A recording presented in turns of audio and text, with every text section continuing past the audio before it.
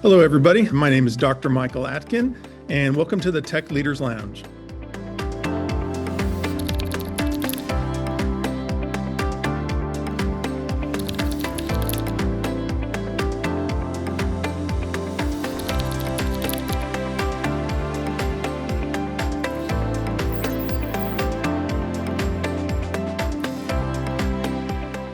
I'm an assistant professor at Kansas State University, Salina on the Aerospace and Technology campus. And today we have Dr. Kurt Barnhart with us. So Kurt, thank you for being here. Hey, my pleasure. Kurt is an expert in the aerospace, aviation, has a lot of experience in the aviation industry.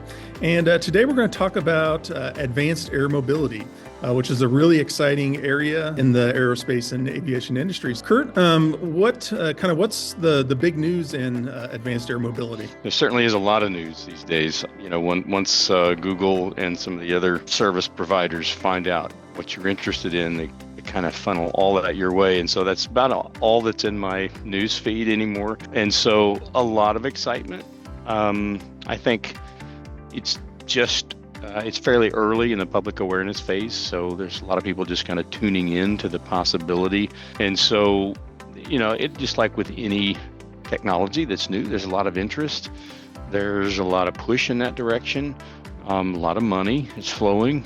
And so it's an exciting time. There are some leaders that are emerging, and so it's exciting.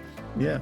So when we say advanced air mobility, can you kind of describe that for folks out there that might not kind of understand kind of what we're talking about? Yeah, good question. If you think of it, air mobility, by definition, really continues to advance. It's really about the future of aviation. And so typically when we say advanced air mobility, the first thing that comes to a lot of people's minds is vertical takeoff and horizontal flight. And that's certainly going to be one of the biggest elements of that technology. But it also involves conventional takeoff and landing aircraft, which means they use a runway that are electrically powered or powered by some other yet to be announced form of energy.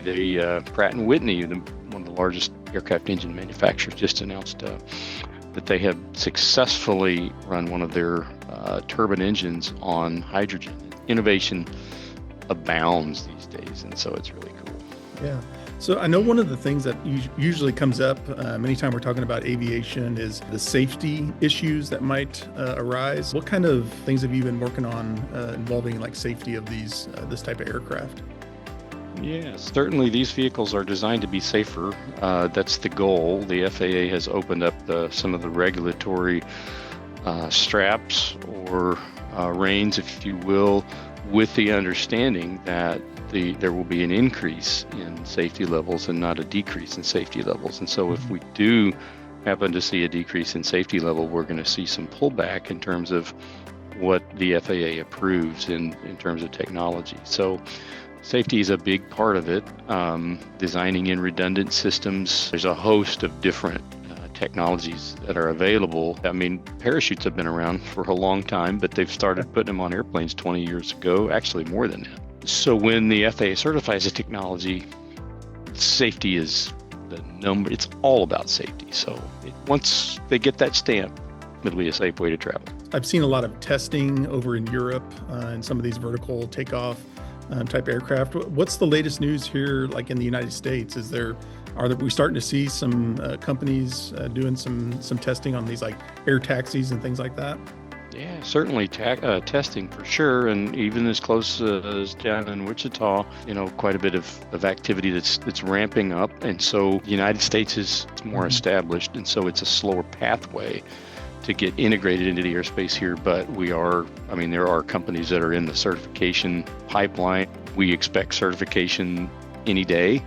And so, yeah, there's been flight testing, and in 25, my guess is you're going to see quite a few new headlines emerge.